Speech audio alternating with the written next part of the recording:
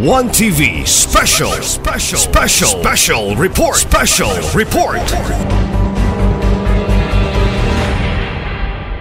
Honorable Lorny Fuentes Cypress, Honorable Catherine Lim, Honorable Vicky Suizo, our committee chair on tourism, Honorable Relinda Bation, our IPMR representative, Honorable Junjun Sakin, Honorable Dwight Lomsud,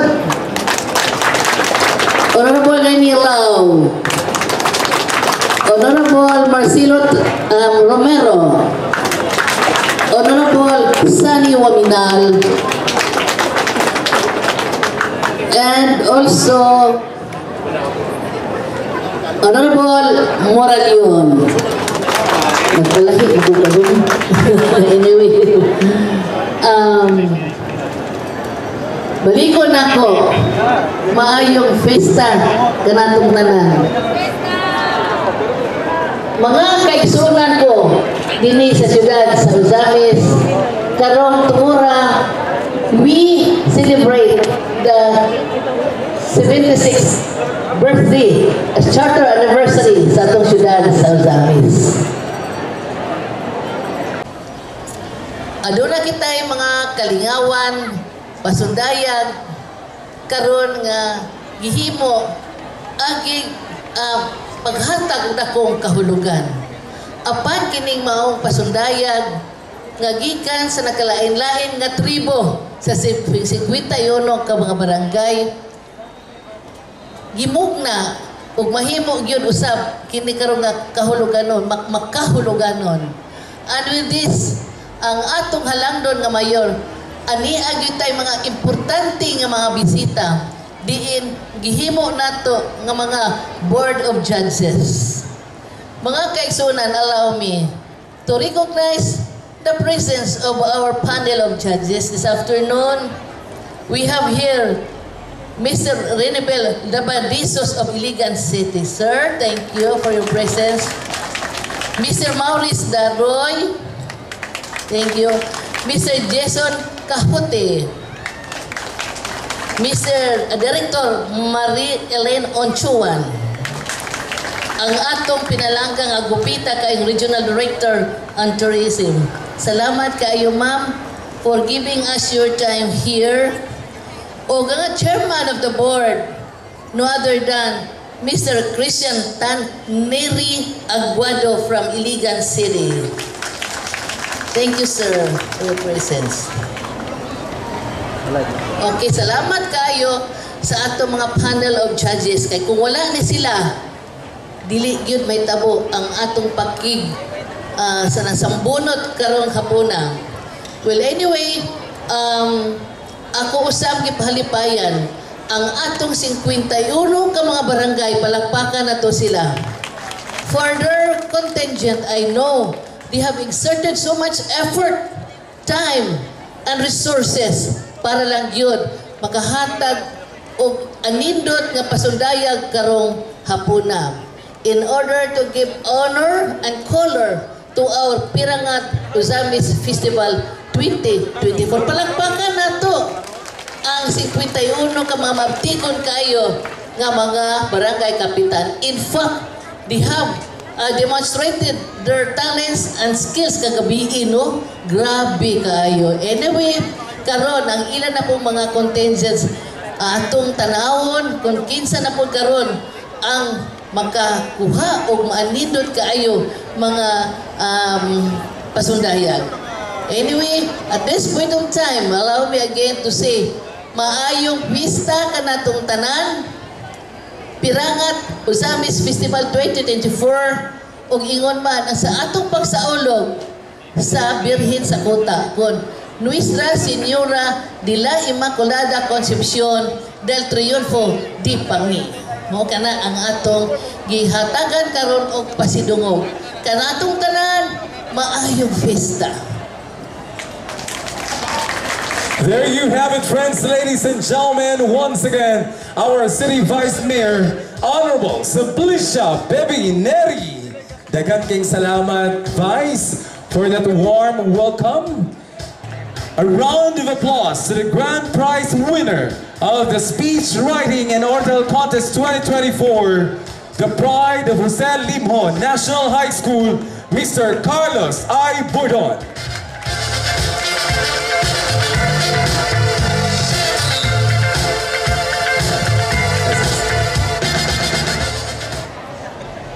Good afternoon, esteemed guests, fellow Ozamiznons. Have you ever looked at our city and envisioned its full potential? Ozamis is a vibrant and ever-developing city brimming with potential for a brighter future. And today, I am honored to share with you the inspiring vision and transformative services set forth by Mayor Indy Wamino for the city of Ozamis. Mayor Indy Wamino, alongside Governor Henry S. Wamino and Congressman Ando Wamino's dedication to community welfare and progress, is not just a promise, but a testament to effective governance and leadership. Under the steadfast leadership of Mayor Indy Wamino, and with the unwavering support of our dedicated city officials and workforce, Ozamis City has become a beacon of exemplary governance in the region. Allow me to take you on a journey through some of the pivotal programs and services that define our city today. Healthcare and education are top priorities under Mayor Wamino's administration. Understanding that healthy and educated citizens are the backbone of a prosperous society, the city has invested significantly in healthcare facilities such as free hospitalization and funeral service programs so that peace may prosper over the city and each Ozamiznon.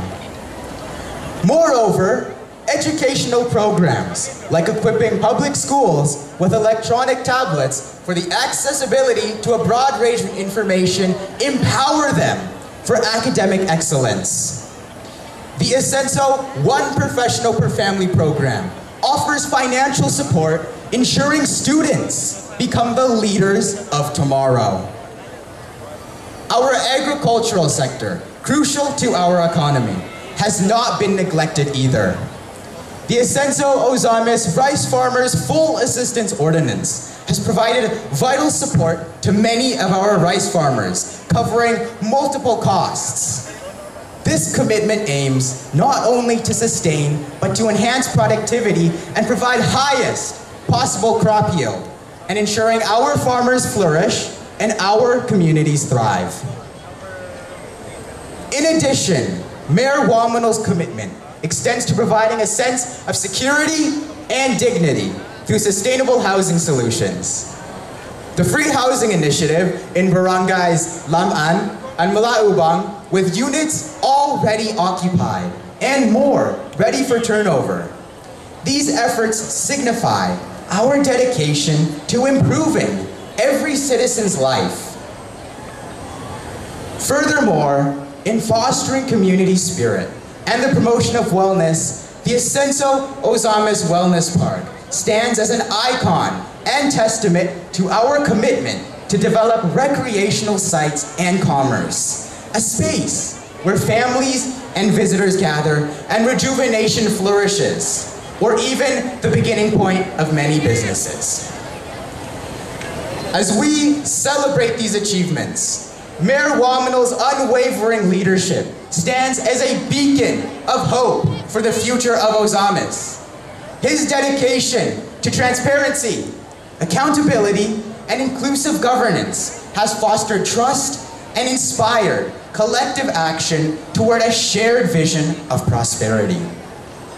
Fellow Ozamiznons, let us gaze ahead and embrace the challenges and opportunities before us with unity and determination. Together, let us continue to build upon the foundations of progress laid out by Mayor Indy Wamino and his administration. Let us continue to uphold the values of integrity, inclusivity, and compassion as we march toward a future where every Ozamisnon can truly say, Misamisnan, magpuyang, malinawon, malambuon, ug malipayan. Ascenso Ozamis! Thank you. Ascenso Ozamis! Thank you so much, friends, ladies and gentlemen, Mr. Carlos I. Bordon of Jose Limho National High School. Let's give him a round of applause. Let me have this. Cons, good afternoon.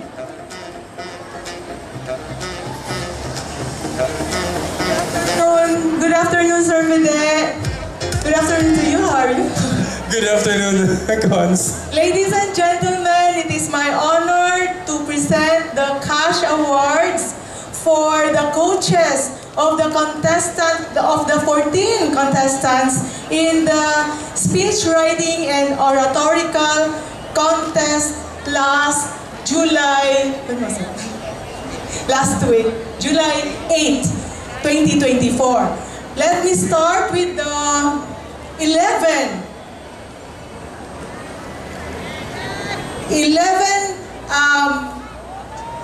coaches for their consolation prize of 3,000 pesos each. Ma'am Kathleen Arnoco, Ma'am Emily Haukulan, Ma'am Michelle Hinagdanan, Sir Ramil Agapay, Ma'am Jaisel Clade Alduhesa,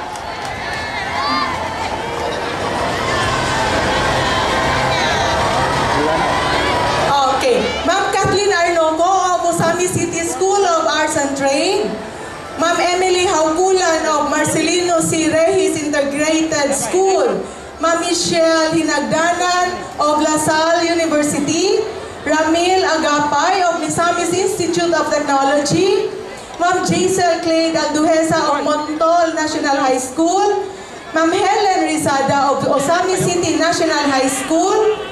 Please come up the stage. Ma'am Nanette Abrasado of Tapid National High School, Ma'am Jonah Botter of Malaubang Integrated School, Sir Christian Vic Maestrado of Misamis Annex Integrated School, Ma'am Mary Joyce Zapatos of Cugon National High School, and Ma'am Larry Bell de los Santos of Polot National High School. Ma'am Helen will get her 3,000 pesos consolation prize. Ma'am Helen is from Osami City National High School. Now we will proceed to the third place. The coach of the third place winner is Ma'am Junicia Alfeche of Labo National High School. You have 10,000 cash prize. Wow!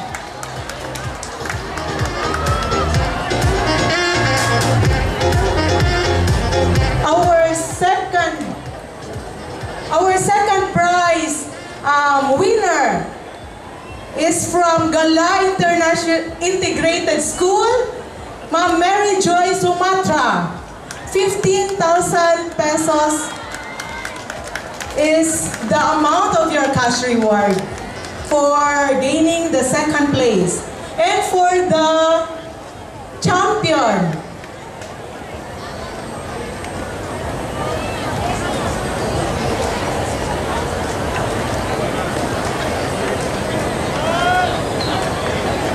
okay, and for the first place, the coach of Carlos Bordon is Ma'am Justine Jade Kilat of Jose Limho National High School. Please claim your cash prize of 30,000 pesos, sir. Wow! 30,000 pesos! Justine Jade.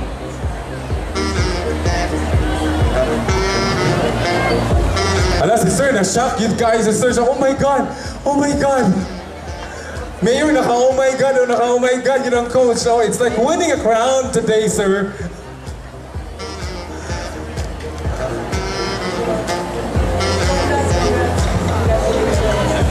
So we have here the coach of the champion. O kung sa'y na-receive sa iyahang bata, maupod ang iyahang na-receive. Okay, a round of applause, ladies and gentlemen, to the coach and the winning contestant, Carlos Bordon. Talaga, makambak pa siya, Cons. Sir, ising in na nato nga nakadawa tag 30,000 karong adlaw. Oh, so magkugig yun tani, mga coaches, no, mga teachers, nagyod, nagtanaw permi sa tuwa ang Asenso Administration. Daghang king salamat, our EDCOM Chair and one of our City Councilors, Honorable Cecil Waiko. Pakpakan nato! And now, moving on, ladies and gentlemen, at this point in time, atog yun siyang sugaton sa masipang pakpak. Ang atong halangdot kayong mayor nga nagtanaw gyud sa kalambuan sa atong syudad. Ladies and gentlemen, for his inspirational message, our City Mayor, Honorable Henry Andy Fuentes Waminal Jr. Thank you, Sir Fetch, atong walang kupas nga host. May hapon sa tanan! O Happy Fiesta, Ozami City! Palihog, paglingkod lang kaning mga dignitary sa tubangan, no? Una sa tanan, no? Akong pagtahod sa mga special guests na tong karong adlaw who really shared their time, efforts, and expertise to make our event more successful than it will already be. No, I am referring to ang atuang panel of judges led by our ever-supportive Regional Director for Tourism, R.D. Marie Elaine Unchuan, and the rest of the judges. Atong pakpakan! O ang ako ang mga kauban diri sa LGU Ozami City, no, nga ako ning ibalik-balik og sulti, kung wala sila, dili posible ang mga programa sa Asenso diri sa syudad. Gasugod sila og pagpanerbisyo sa Ozamis nga makabot ang Asenso. Dili pa ko mayor, katong kuyog pa nila ang atong kanhi mayor and now Congressman Sancho Fernando Ando Waminal. No, atong pakpakan ang ato ang City Council. Ako na lang sila ihangyo o mutintog og dungan tanan, no. Let's give our City Council led by our Vice Mayor a big round of applause. Og sa mga kapitanes nato nga gasuporta sa atong kalain-lain nga contingents, pakpakan nato atong mga kapitanes na apod sila diri sa tubangan. Atong partners sa DepEd, the different school heads, no, nga sila, and also the school heads of the private schools nga nag-participate sa atong festival karong adlaw. May I ask everyone from the DepEd, no, atong strong partners aning program na to karon, to stand up and let's give our partners from the education sector a big round of applause. Pakpakan na to sila, no. Led by our SDS, Ma'am Nimpalago. Ma'am, good afternoon, no. Ay mong kabalaka, no, kabalo ko, excited na kayo mo tanan, mo tanaw sa mga performance. Tinuod dili. Kay nasayod na tanan nga kaning ato ang festival karon. No, it's the first time in several years nga magbalik og festival, magbalik og sayaw-sayaw sa pista diri sa Ozami City. No, I think atong 2020 wala ta nag-inani kay syempre pandemic man. 2021, 2022 and 2023 last year, no, we did not have an activity like this. Karon lamang gibalik nato, and we named it aptly, no, for the first time ever in Ozami City, we will have the Perangat Ozamis Festival. Kasabot pa mo tanan unsa ning Perangat? Murag dili klaro ang tubag, no, naay mo yes, naay mo og wala, ato daw sulayan be. Kasabot usab, kasalbot pa tanan unsay pasabot sa Perangat? Wala. No, wala yung gusto mo tagaan. Sige daw. No. Para sa 5,000 pesos, kinsay, unang ato sa tubangan, mutagaan. Dito. Sir, dito sa tubangan, no? Oh. Mutagaan, unsay pasabot sa pera. Yes, si sir nga naka-white at naka-kuhan nga kano. Kaya ba na to, mahagi dito sa tunga?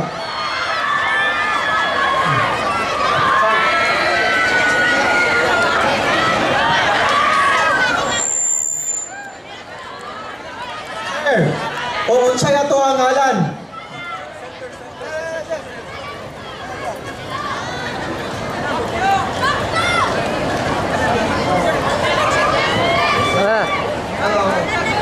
Hello, good afternoon. Good afternoon, sir. Unsay ato ngalan ang taga-asa? Hi, my name is Lawrence Gray Morales from Tinaco. Lawrence sa Tinago, maayong hapon. No, so, the question for 5,000 pesos, unsa may pasabot og perangat? Paano lang, Asenso. So, Asenso of Mia, please give Lawrence of Tinago 5,000 pesos. Correct ang iyang answer. No. Thank you, Lawrence. But pasabot, naminaw yung ka sa pag-ampo ganiya kay gisulti man, no? Perangat, but pasabot, Asenso, no? Sugod sa 2022 dito sa probinsya, no? Si Gov. Henry Waminal initiated the Perangat Festival in Misamis Occidental, no? Nga pag-ila nga naatay mga subanen nga roots, no? Naatay cultural roots. Unya, bisan pamag naning kamota para mo lambo, mo asenso ang ato ang lugar, dili ni nato angay kalimtan ang ato ang cultural roots, no?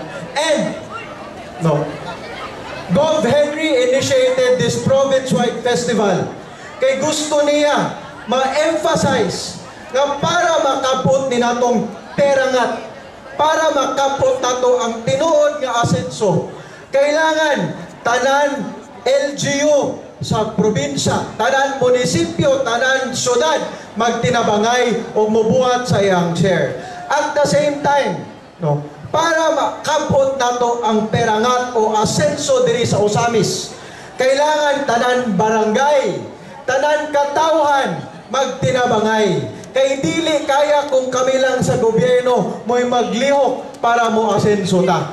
The government can only do so much. No, gikinahanglan kita tanan muliyok pag sinabtanay mo tabang kung unsay mga polisiya, no, para makabot ni ang perangat. And that is why, no, for the first time in pipila ka tuig, gibalik na to ang festival diri sa Osamis City in line with the provincial festival para mapakita po nato ang ato ang suporta sa probinsya, no, nga ang ato ang festival diri sa Osamis in line sa festival sa province o Labaw paana, no, ang makadaog sa ato ang first ever Perangat Osamis Festival muupoy mo representa sa ato ang syudad sa Perangat Festival sa probinsya karong umaabot nga November.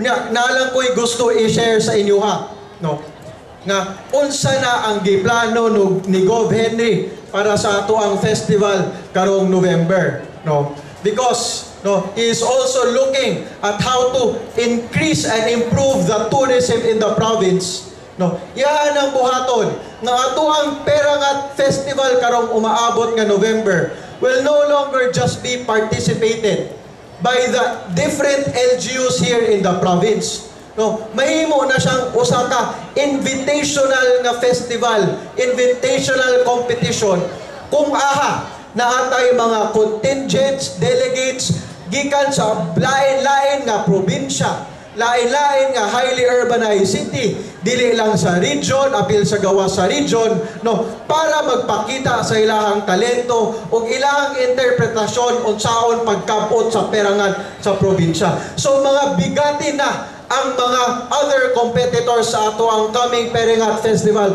karong November. So karon pa lang ang Osamis City gaandam na nga ang ato ang ipadala nga mo compete sa Provincial Perangat Festival katong yung the best of the best here in Osamis City. Mo nang naatay screening na nato daan karon sa ato ang Perangat Osamis Festival para pag-abot sa Provincial Perangat Festival katulag yung the best in Osamis will be competing, no, with the top teams no longer just from the province but also from the other cities, provinces outside of our beloved Misamis Occidental. No, so kita tanan dapat ma-excite gyud ta, dapat malipay ta unsa ang mga performances sa ato ang mga contingents karon kay sigurado ko ilaha gyud ning giandaman pila ni sila ka bulan ga practice para ani. I think adto pang April or May, no, gaandam na sila ani, no. And today will be the culmination of their efforts. No, so ato po diay pasalamatan, pakpakan nato tanan participants, no, for the time and effort nga gibutang ani. Let us wish all the contingents and participants the best of luck. Let us enjoy the fruits of their labor and let us enjoy, no, ang ato ang first ever Perangat Ozamis Festival and enjoy our 76th Charter Day as a city. Daghang salamat sa tanan, and once again, Happy Fiesta, Ozamis City! What an inspiring message coming from our City Mayor, Honorable Attorney Henry Andy Fuentes Laminal Jr. And at this point in time, to introduce to us the Board of Judges, a round of applause to the Chairman, Committee on Tourism, and our City Councilor, Honorable Roland B. Suizo Jr. Thank you very much, Federico Araniego Jr. and Happy Fiesta, Ozamis! I know you are very, very much excited, but let me first introduce to you our distinctive panel of judges for Perangat Ozamis Festival 2024. Our first judge is a performer to various national and international performances, direct various cultural shows in northern Mindanao, and a judge to various festivals in Mindanao like the Mais Festival in Claveria, Kaligag Festival in Hingoog City, Sagingan Festival in Tubod, Kasadjak Festival, and Sayaw sa Ulog in Iligan City. Ladies and gentlemen, our first judge, Mr. Ranibel O. Labadisas.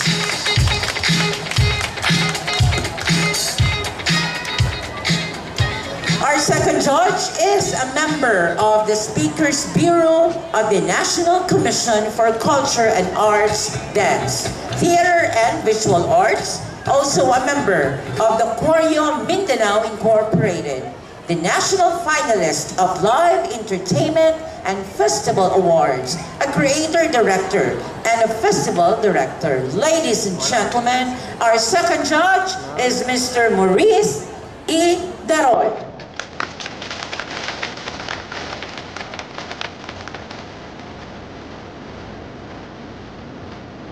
Ladies and gentlemen, our third judge is a public school district supervisor at Zamboanga del Sur Division, graduated Doctor of Philosophy at La Salle University, Ozamis City, a pageant coordinator, choreographer, and stage director. Ladies and gentlemen, judge number 3, Mr. Jason C. Cajote.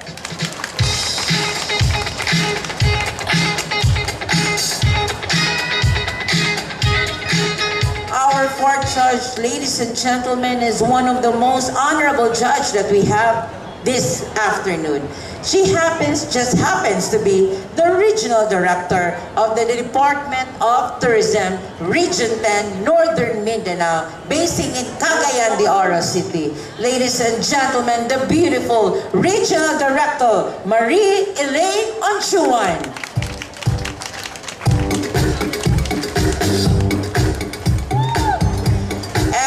Chairman of the board is a commissioner for language and culture of the Southern Philippines Cultural Committees under the office of the President Officer in charge in Iligan City Culture and Dance.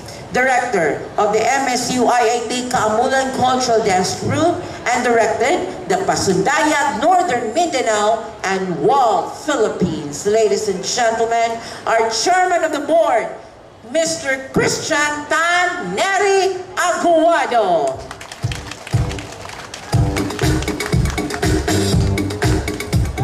And aside, of course, I would like to announce to you the prizes. Aside from the financial assistance given to you in the cash pot of 200,000 per contingent, we will be giving away the following prizes. our best in costume for this afternoon will be receiving 20,000 pesos. Our best in musicality will be again receiving 20,000 pesos. Our best in street dancing will be receiving 50,000 pesos. Of course, the fifth prize will be receiving 50,000 pesos. Fourth prize will be receiving 70,000 pesos. Third prize will be receiving 100,000 pesos. Second prize will be receiving 150,000 pesos. And finally, our grand prize winner, or the first prize, will be receiving 200,000 pesos. Good luck to our contingents and happy Fiesta Ozamis! There you have it, friends, ladies and gentlemen. Daghang kayong salamat for introducing the board of judges and, of course, giving us info about the prizes. This is the Piranat Ozamis Festival 2024. Let's have now our contingent number 1.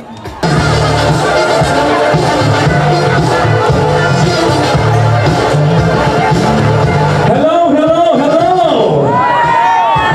Ayan, okay. Once again, ladies and gentlemen, the teaching force of Tapit National High School with their principal, Ma'am Esther Viernes, together with the barangays, Barangay Tapit, Barangay Malaka, Barangay Lintapan, and Barangay Tiguan, the capitans, the Barangay Gagawats, and everyone!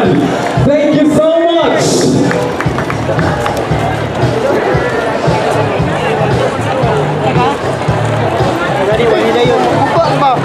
The judges are set for this. At tuwa lang ang iyon ang atong mga spectators, atong mga mananaway nga musunod daw kung sa mga mando sa atuang